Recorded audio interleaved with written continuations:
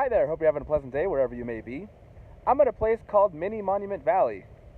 I'm at Valley of the Gods.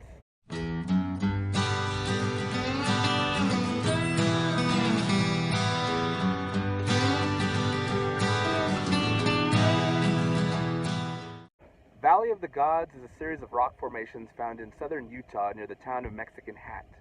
It's also several miles north of the much more famous Monument Valley, hence the name Miniature Monument Valley, but it was the same erosional forces that created both of them. Also, if you'd like to take a look at my visit to Monument Valley from a couple years ago, you can watch the Four Corners video. But what do you say we get back to this one? Speaking of geologic forces, how did all this come to be? Well, millions of years ago, there was a shallow sea here, and on the shores, large amounts of silt were deposited in the form of sand dunes. Eventually, over the years, 1,200 feet of that accumulated, hardened into rock, and turned into what is nearby Cedar Mesa.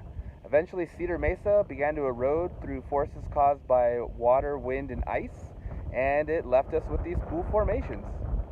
It's really cool that as you drive through here, you can see the same geologic processes as the hoodoos over in Bryce Canyon at work here.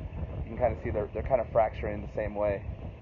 Now, most of the rock formations here have a very humanoid shape to them, and the Navajo believe that they are warriors trapped in stone, and they could be appealed to for protection.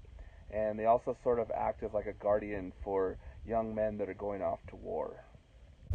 So the pamphlet names a few of them, but there's a lot of rocks here that aren't named, and it even encourages you to name them yourself because, whatever you see, name it. So I was originally going to call this one Family at Ellis Island. I'm not sure why, they just look like they were kind of huddled together. But now I'm going to name it Family Trick or Treating because it looks like there's somebody wearing like a top hat holding a baby. And then next to that looks like somebody dressed up as the maid from the Jetsons. And then next to them looks like a kid dressed as Where the Wild Things Are. So, I don't know. Am I close? What do you think? So this one is called Balanced Rock / Lady in a Tub.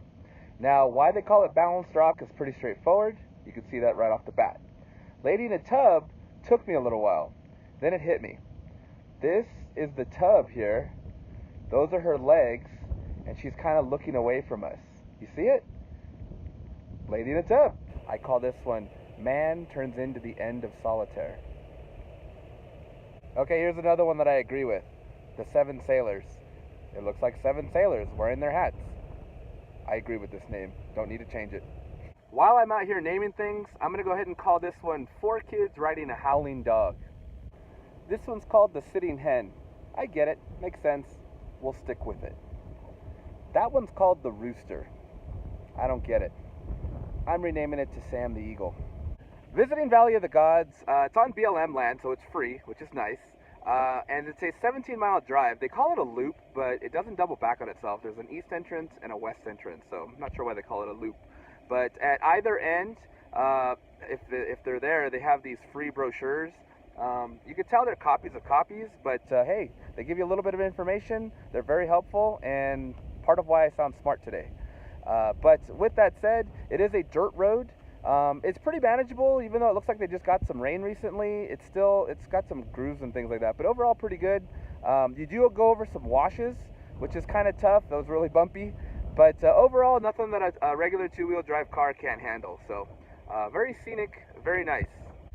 Well, that does it for this one. Thanks for joining me on this little trip to Valley of the Gods in southern Utah.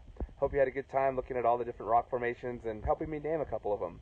So with that said, I guess I'll see you on the next one. Even though it's not quite as round as one, I'm going to name that one Bottle of Mexican Moonshine.